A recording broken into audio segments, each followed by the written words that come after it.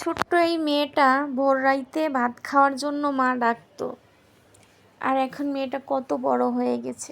সকালবেলা ঘুম থেকে উঠে কত কত কাপড় ভিজিয়ে দিয়ে তারপরে আবার রান্না বান্না, ঘর গোছানো, সংসার সামলানো, কত কি দায়িত্ব তার মাথায়।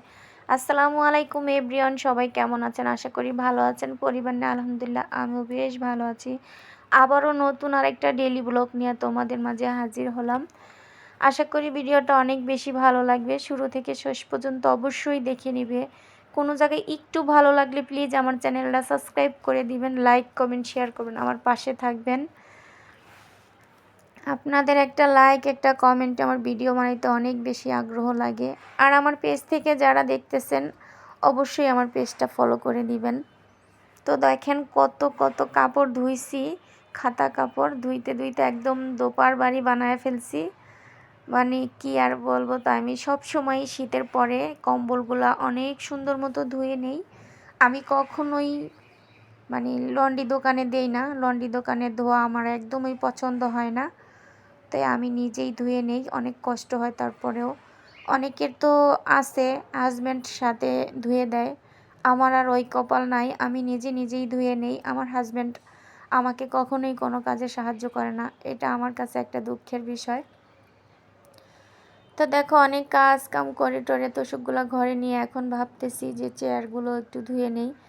তো আমি সেই সকালবেলা শুরু করেছি, এখন বিকাল 4টা বেশি বাজে, এখন ধুইতেছি চেয়ার।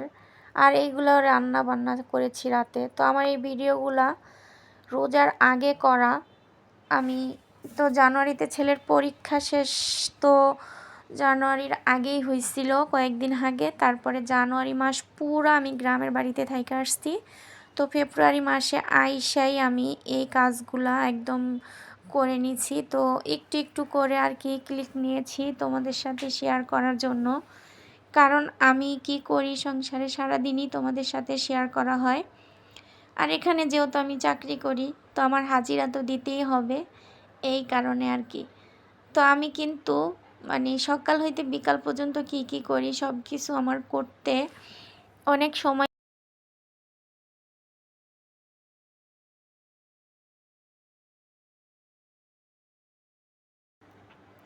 তো এই কারণে আমার এখানে 2-3 দিনের ভিডিও ক্লিক নেওয়া আছে, ওগুলা মিলিয়ে আমি একটা ভিডিও বানিয়েছি। দেখো বাজার নিয়ে এসেছে, এখন ইলিশ মাছ রান্না করব ভেজে।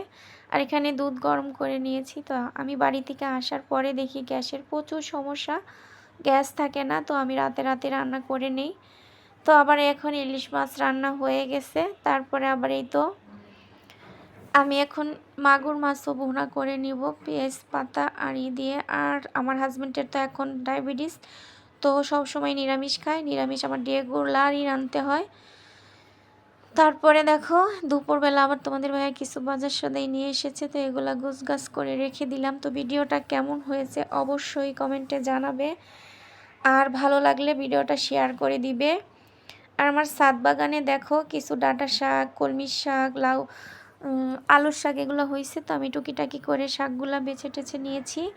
আর আমি সবসময় কাটা বাছাগুলো আমার বাগানের টপের ভিতরে দিয়ে রাখি, এতে করে মাটি হয়। তো ভিডিওটা এই পর্যন্তই ছিল। ভালো থাকবেন, সুস্থ থাকবেন, আল্লাহ হাফেজ।